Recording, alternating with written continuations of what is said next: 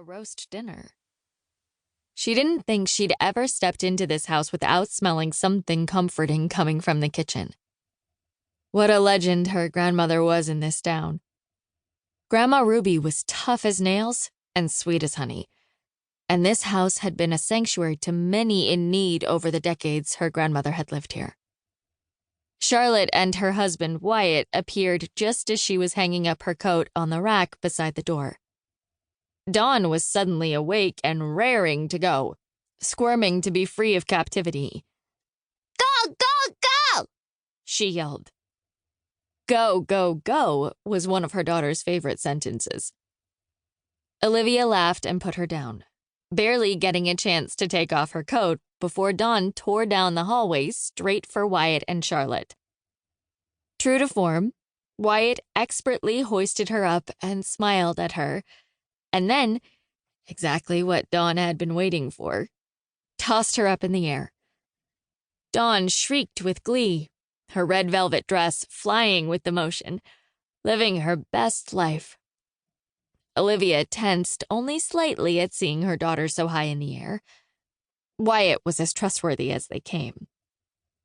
"Hey, how did it go at the studio?" Charlotte asked, standing beside her now, even though her eyes were on Wyatt and Dawn.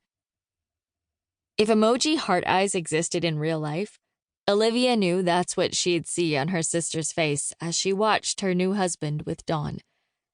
Charlotte and Wyatt had unknowingly taught her so much about relationships this last year.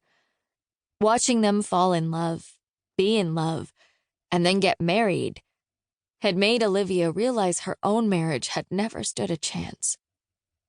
It had been built on childish dreams and hollow conversations. And Wyatt, well, he'd set the standard. They had known him when they were all kids in Toronto, and each being raised in dysfunctional families. He'd somehow grown up into a responsible, loving, single parent. He was chief of police, and, while tough and big and intimidating at first glance, the man had a heart of gold. The man Olivia had married hadn't had a heart at all. As the sisters stood there, smiling at the sound of Dawn's bubbly, unabashedly happy baby belly laugh, Olivia blinked back tears. It hadn't escaped her that Dawn's fascination with Wyatt might be because she knew he was different from Olivia. He was big, tall, and he did things that dads were supposed to do, like throwing her up in the air and catching her. Things Dawn's father should be doing. Olivia's stomach twisted, and she forced those thoughts from her head. This wasn't the time or place. Those were things she could worry about later tonight. Alone in bed, when she should be sleeping. Charlotte nudged her. "Don't worry, he would never drop her. Tell me about the studio. I have the whole morning free tomorrow if you need help." Olivia's phone pinged and she reached for it. Normally she wouldn't, but the old rundown warehouse she'd purchased outside of town for her dance studio was currently being renovated.